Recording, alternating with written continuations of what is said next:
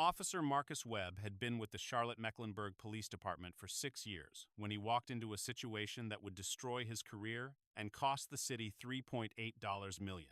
He was 34 years old, experienced enough to recognize context clues, trained enough to verify before escalating, but apparently convinced that his assumptions were more reliable than credentials, witnesses, or basic observation. 6 years on the force. And in those 6 years, Webb had accumulated a complaint file that should have ended his patrol duties long before that Wednesday afternoon. 9 complaints. 9. 7 of them involving black men in professional settings, men Webb had decided didn't belong in spaces where his bias told him they couldn't exist.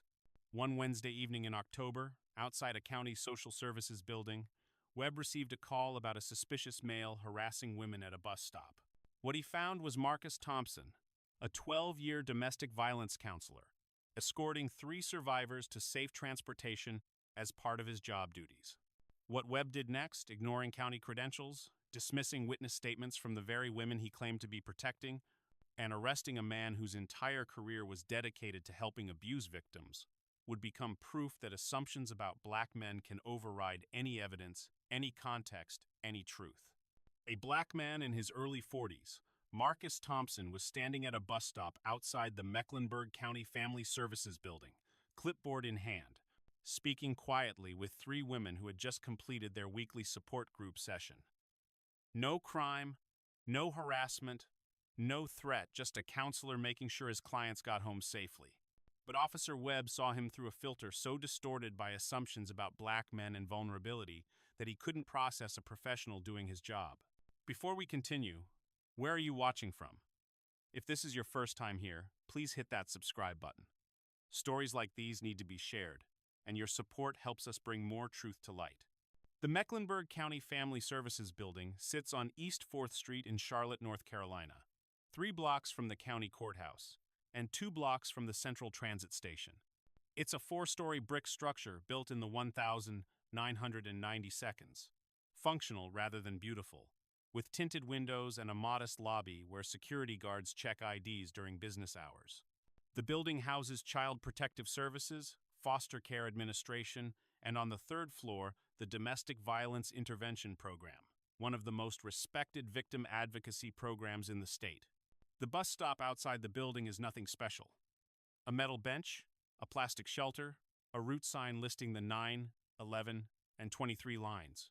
It's the kind of place people pass without noticing, unless they're waiting for a ride home. It was 6:38 p.m. on a Wednesday in October. The sun was setting early, casting long shadows across the parking lot. The temperature had dropped into the low 60s, cool enough for jackets, but not yet cold. The building's main entrance had closed at 5, but the side door remained open for evening programming support groups, counseling sessions, supervised visitations. The neighborhood around the building was mixed. Government offices, a few restaurants that catered to the courthouse crowd, a parking garage, and residential streets, a few blocks in either direction. During the day, the area bustled with attorneys, social workers, and families navigating the county system. By evening, it quieted down, the kind of place where nothing dramatic typically happens. 3 women sat on the bench at the bus stop. A 4th stood nearby, checking her phone. A man in business casual clothing stood with them, clipboard in hand, speaking in low tones. To anyone paying attention, the scene was obvious. A professional escorting clients, making sure they got safely to their transportation. But to someone who wasn't paying attention or who was paying attention to the wrong details, the scene could look like something else entirely. Marcus Thompson had been a domestic violence counselor with Mecklenburg County Family Services for 12 years. 12 years of sitting with survivors as they told stories no one should have to tell. 12 years of safety planning, crisis intervention, and court advocacy. He'd helped hundreds of women and some men escape violent relationships, navigate restraining orders, and rebuild their lives. He'd testified as an expert witness in 47 domestic violence cases. He'd trained police officers, prosecutors, and judges on trauma-informed responses to intimate partner violence. He'd developed the county's first comprehensive lethality assessment protocol, a tool now used by law enforcement across North Carolina to identify victims at highest risk of being killed by their abusers. His supervisors called him indispensable. His clients called him the reason they were still alive. Thompson had earned his bachelor's degree in psychology from North Carolina A&T State University, graduating magna cum laude. He'd completed his master's in social work at UNC Charlotte, with a concentration in trauma and crisis intervention. He'd earned his licensed clinical social worker certification in 2014 and his certified domestic violence professional credential in 2016. He'd published research on the intersection of race and domestic violence, examining why Black women faced higher rates of intimate partner homicide and lower rates of system intervention. His work had been cited in academic journals and referenced in state policy recommendations. In 2021, he'd received the North Carolina Coalition Against Domestic Violence's Outstanding Advocate Award. The citation praised his tireless dedication to survivors and his innovative approaches to community-based intervention. At 42 years old, Marcus Thompson was exactly where he'd worked to be. Respected in his field, trusted by his community, and doing work that mattered. He'd been married for 15 years to his wife, Denise, a pediatric nurse at Carolina's Medical Center. They had 2 children, a 13-year-old daughter who wanted to be a lawyer and a 10-year-old son obsessed with basketball. Thompson coached his son's youth league team on Saturdays. He served as a deacon at his church. He volunteered with a mentorship program for young Black men, teaching them conflict resolution and healthy relationship skills. He was, by every measure, exactly the kind of citizen communities claim to want: educated, professional, dedicated to service. That Wednesday, Thompson had facilitated his regular evening support group, a session for survivors of intimate partner violence who were in various stages of leaving or having left abusive relationships. The group met every Wednesday from 5 to 6:30 p.m. in a conference room on the 3rd floor. 3 of the women in that evening's group didn't have reliable transportation. One had fled her home with nothing but the clothes she was wearing and was staying at a shelter with no car. Another had a car, but her abuser had recently slashed her tires. The third was elderly, didn't drive, and relied on public transit. Thompson walked them to the bus stop, as he did every Wednesday. For domestic violence survivors, the period immediately after leaving a support group could be vulnerable. Abusers sometimes surveilled. Transportation could be uncertain. A counselor's presence provided both practical assistance and emotional reassurance. He carried a clipboard with bus schedules and emergency contact numbers. His county ID badge hung from a lanyard around his neck. His credentials, licensed clinical social worker, certified domestic violence professional, were listed clearly on the badge. He looked like what he was: a county employee doing his job, helping vulnerable people get home safely. But to someone driving by, to someone who saw a Black man standing with a group of women at a bus stop, to someone whose mind filled in a narrative before observing the facts, Marcus Thompson's presence was a problem, and that person had decided to do something about it. Officer Marcus Webb was 34 years old. He'd been with the Charlotte-Mecklenburg Police Department for 6 years, assigned to the Central Division, which covered downtown and the surrounding government district. He was energetic, confident, and deeply convinced of his own instincts. His supervisors described him as proactive, but sometimes overzealous. He had a tendency to see threats where none existed, particularly when those perceived threats involved Black men in unexpected contexts. In 6 years, Webb had compiled a record that should have raised red flags at every level of supervision. 9 complaints. 9. 7 of them involved allegations of racial profiling or excessive force against Black men. 4 had been sustained, resulting in written reprimands and mandatory bias training. The other 5 had been closed with not sustained findings despite concerning patterns in the documented incidents. Webb had a pattern. He responded aggressively to situations involving Black men in professional or caregiving roles, men whose presence didn't match his expectations. A Black pediatrician in scrubs, walking to his car in a hospital parking garage, was stopped by Webb and questioned about whether he actually worked there. The doctor had his hospital ID visible. Webb detained him for 15 minutes anyway. A black attorney entering the courthouse was stopped by Webb, who demanded to know if he was there for a court date as a defendant. The attorney was there to argue a motion. He filed a complaint. A black youth pastor organizing a community event in a public park was approached by Webb, who questioned whether he had a permit and suggested the gathering looked like gang activity. The pastor was surrounded by children and parents from his church. A black father picking up his daughter from a dance studio was confronted by Webb after a caller reported a suspicious man watching children. The father had been sitting in the waiting area, visible through the window, for 30 minutes while his daughter finished class. The pattern was unmistakable. Black men in legitimate roles, doctors, lawyers, pastors, fathers, were treated as suspects. Each incident ended the same way. Complaint filed, investigation conducted, training assigned, behavior unchanged. That Wednesday evening, Webb was on patrol in the Central Division when he received a call from dispatch. Report of a suspicious male harassing women at the bus stop outside the county services building on East 4th Street. The caller was a woman driving by who'd seen a black man standing with a group of women. In her mind, the scene looked wrong. A man surrounded by women. The women sitting. The man standing over them. It looked threatening.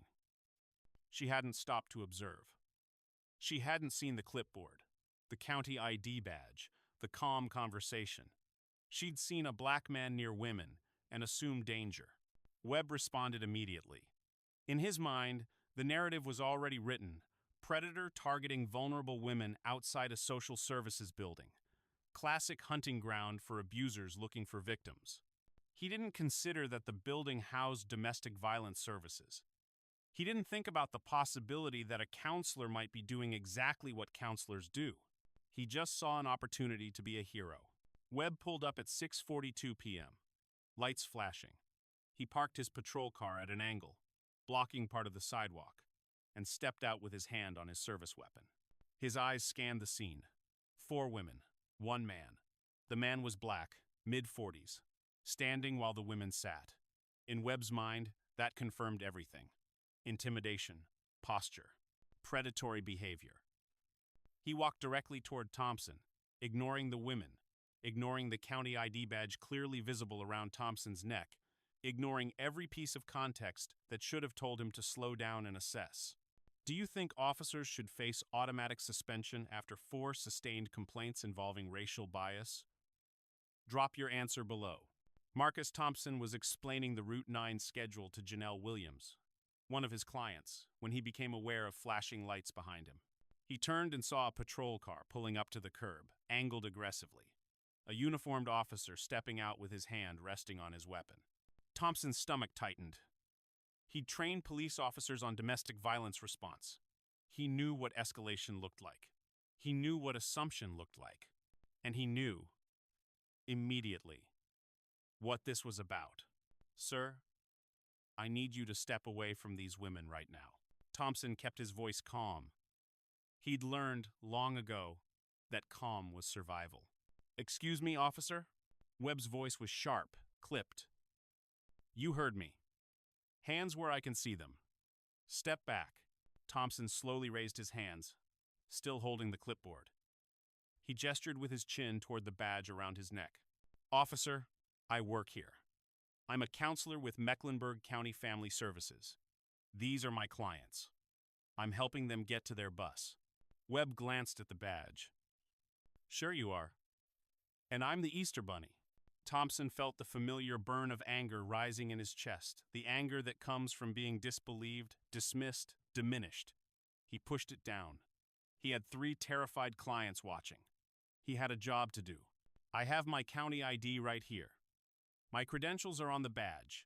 You can call the building. You can verify everything in 30 seconds. Webb shook his head. I don't care what you have. I got a call about a black male harassing women at this bus stop. You fit the description. The description. Thompson had heard that phrase before, had trained officers to recognize how often that phrase was used to justify stopping black men who'd done nothing wrong. I'm not harassing anyone. I'm doing my job. I help domestic violence survivors get home safely. That's literally what I do. Yeah? Then why do these women look scared? Thompson almost laughed. Almost. They're scared because you just pulled up with your lights flashing and started yelling at their counselor. You're scaring them. This is where assumptions become accusations. Officer Webb had responded to a call about a black man near women. When he arrived, he saw a black man near women. In his mind, that confirmed the complaint. Every piece of evidence after that, the county badge, the clipboard, the calm demeanor, the professional setting, was filtered through his initial assumption. He wasn't looking at a domestic violence counselor. He was looking at a domestic violence perpetrator. The badge had to be fake. The explanation had to be a lie. The women had to be victims of this man, not clients under his protection. Webb couldn't see what was directly in front of him because his bias had already decided what was true. One of the women on the bench, Janelle Williams, spoke up. Her voice was shaky but determined. "Officer, he's telling the truth. He's our counselor. We just came from group. He walks us to the bus every week." Webb barely glanced at her. "Ma'am, I need you to stay out of this." Another woman, Patricia Odom, stood up from the bench. She was 67 years old, had been coming to Thompson's support group for 8 months, and had survived 40 years of abuse before finally leaving her husband. "This man has never harassed anyone. He's the kindest person I know. He's the reason I'm still here." Webb's jaw tightened. "Both of you, sit down and stay quiet. I'm handling this." Thompson's voice remained steady, but the edge was unmistakable. "Officer, you're traumatizing domestic violence survivors. These women have been through hell. They don't need you treating their counselor like a criminal. Turn around. Hands behind your back. For what? What crime have I committed? Failure to comply with a lawful order. Trespassing. Trespassing?"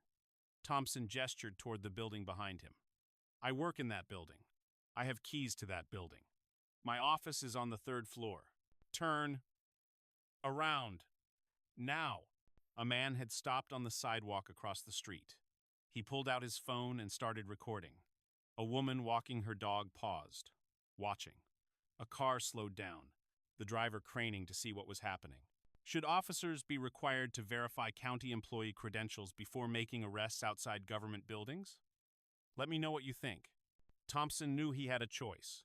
He could continue to assert his rights and risk this escalating to violence, risk giving Webb an excuse to use force in front of his clients, in front of women who'd already seen too much violence, or he could comply, let this catastrophic mistake play out, and deal with the consequences through the system he knew how to navigate. He thought of his clients. He thought of the message it would send if they watched their counselor get beaten by police. He thought of the trauma he was supposed to be helping them heal. He chose compliance over confrontation. "I'm complying under protest." Thompson raised his voice so everyone could hear. "I am Marcus Thompson, licensed clinical social worker, employee of Mecklenburg County Family Services. This officer is arresting me for doing my job. Everyone here is witnessing this." Patricia Odom had her phone out now, recording. So did the man across the street. A woman in a passing car had pulled over and was filming through her window. Webb grabbed Thompson's arm and spun him around. The clipboard clattered to the ground. "Hands behind your back." Thompson complied. He felt the cold metal of handcuffs clicking around his wrists. Webb yanked them tight, too tight, and Thompson winced. "Those are too tight." Webb ignored him. He grabbed Thompson's arm and started walking him toward the patrol car. Behind them, Janelle Williams was crying. Patricia Odom was still recording, her voice audible on the video. "That man helps women. That man saves lives. And you're arresting him for standing at a bus stop. Shame on you, shame on you." Sergeant Denise Holloway arrived within 8 minutes. She was a 19-year veteran of the Charlotte-Mecklenburg Police Department, currently assigned as a patrol supervisor for the Central Division. She'd seen plenty of officer mistakes in nearly 2 decades. She'd also read Marcus Webb's complaint file and had personally recommended additional oversight after his 4th sustained complaint. She pulled up behind Webb's patrol car, stepped out, and immediately assessed the scene. A black man in handcuffs, 3 distressed women at a bus stop, civilians recording from multiple angles, and her officer looking defensive. "Webb, what do we have?" Webb's voice was confident, certain. Responded to a call about a male harassing women at this location. Suspect refused to comply with orders, gave me a story about being a county employee. Holloway looked at Thompson. She saw the lanyard around his neck, the county ID badge hanging against his chest. Did you look at his badge? He claims he works in the building. Did you look at his badge, Officer Webb? Holloway walked to Thompson. Examined the badge carefully. Mecklenburg County Family Services. Marcus Thompson, LCSW. Domestic Violence Intervention Program. Holloway pulled out her radio. Dispatch, can you connect me with the after-hours line for Mecklenburg County Family Services? The verification took 4 minutes. The on-call supervisor confirmed. Marcus Thompson, licensed clinical social worker, employed for 12 years, currently assigned to the Domestic Violence Intervention Program, regularly escorts clients to transportation after evening sessions. Holloway hung up and turned to Webb. He's exactly who he says he is. He's been doing this job for 12 years. He's a licensed social worker. He helps domestic violence survivors. Webb's face went pale. The caller said, "The caller saw a black man standing near women and assumed the worst. You were supposed to assess the situation, not confirm someone else's bias." Holloway stepped closer to Webb, her voice dropping. Badge and weapon. Administrative leave. Effective immediately. Sergeant, I was responding to a call. I followed procedure. You arrested a county social worker for helping his clients get to a bus. Holloway's voice was cold. You ignored his credentials. You ignored witnesses. You traumatized domestic violence survivors in front of the building where they receive services. You followed your assumptions, not procedure. Badge. Weapon. Now. Webb's hands were shaking as he unclipped his badge and handed over his service weapon. For the first time, he seemed to understand the magnitude of what he'd done. Holloway turned to Thompson. Mr. Thompson, I'm going to remove these handcuffs. On behalf of the Charlotte-Mecklenburg Police Department, I sincerely apologize. This should never have happened. She removed the cuffs. Deep red marks were visible on Thompson's wrists where the metal had dug into his skin. Thompson rubbed his wrists, then looked at his clients, 3 women who just watched their counselor get arrested for protecting them. Sergeant, I appreciate the apology, but I want you to understand something. These women came to me because they've been victimized by people who were supposed to protect them. And tonight, they watched a police officer treat their advocate like a criminal. That's not something an apology fixes. He turned to his clients. Ladies, I'm okay. This wasn't your fault. This wasn't my fault. This is exactly what we talk about in group systems that fail the people they're supposed to serve. We're going to get you home safely, and we're going to talk about this next week. Patricia Odom was still crying. She walked over to Thompson and hugged him. I'm so sorry, Mr. Marcus. I'm so sorry. You have nothing to be sorry for. Should officers face automatic termination after wrongful arrests of documented caregivers and social workers? Drop your answer. Within 3 hours, the videos had exploded across social media. Multiple angles, multiple witnesses, all showing the same thing. A black man in a county ID badge, calmly explaining that he was a domestic violence counselor, being handcuffed anyway. Cop arrests social worker for helping abuse survivors. Domestic violence counselor handcuffed for harassing. Charlotte officer arrests black man for standing at bus stop outside his own workplace. The outrage was immediate and intense. The National Association of Social Workers issued a statement condemning the arrest. The North Carolina Coalition Against Domestic Violence called for an investigation. Local domestic violence advocacy organizations demanded accountability. The video of Patricia Odom, a 6-7-year-old domestic violence survivor defending her counselor while he was being arrested, went viral on its own. Her voice, shaking with emotion, saying, "That man saves lives," became a rallying cry. Officer Marcus Webb's career imploded within 72 hours. The Charlotte-Mecklenburg Police Department placed him on administrative leave immediately. The internal affairs investigation was expedited, given the video evidence and witness statements. Webb's prior complaint history became public. 9 complaints in 6 years. 4 sustained. A documented pattern of targeting black men in professional settings. Training after training after training, with no change in behavior, Webb released a brief statement through the police union. I responded to a legitimate call and made a judgment based on the information I had. I regret any misunderstanding. The statement made things worse, a misunderstanding, as if arresting a domestic violence counselor in front of his clients was a simple miscommunication. Marcus Thompson contacted a civil rights attorney within 48 hours. The lawsuit, filed 6 weeks later, named Officer Marcus Webb individually, Sergeant Denise Holloway in her supervisory capacity, the Charlotte-Mecklenburg Police Department, and the City of Charlotte. The claims were comprehensive.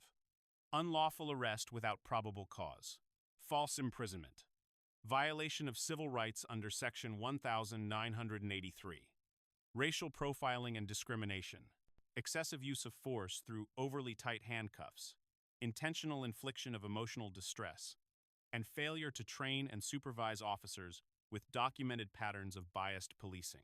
The complaint included Webb's complete disciplinary history. 9 complaints over 6 years, 4 sustained. A clear pattern of targeting black professionals that supervisors had documented but failed to address. The city's attorneys reviewed the evidence.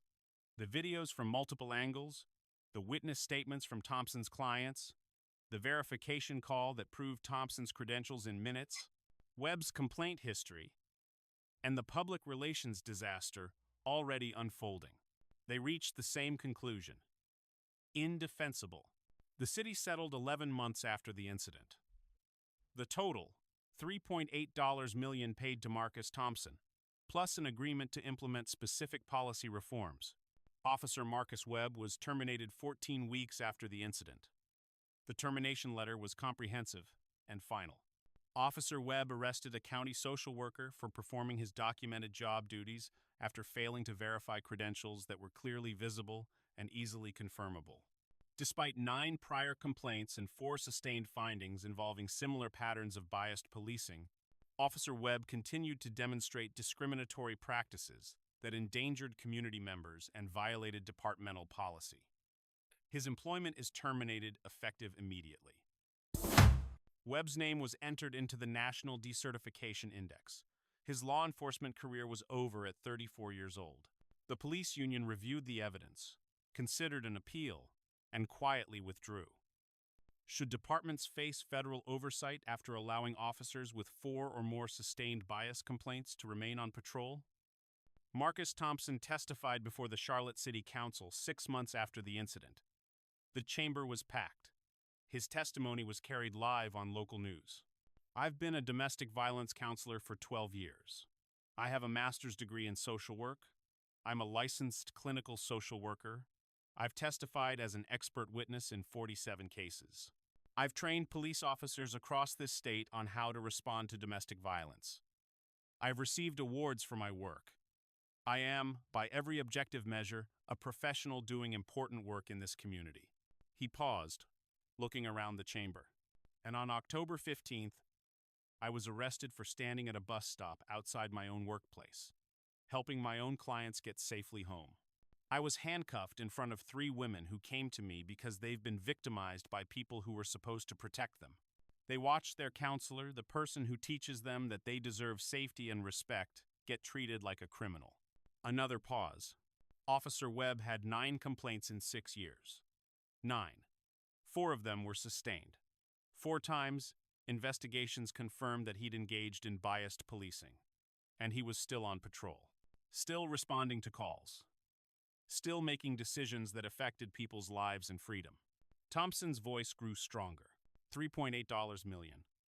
That's what the city paid to settle my lawsuit. That's a lot of money. But it doesn't undo the trauma my clients experienced that night.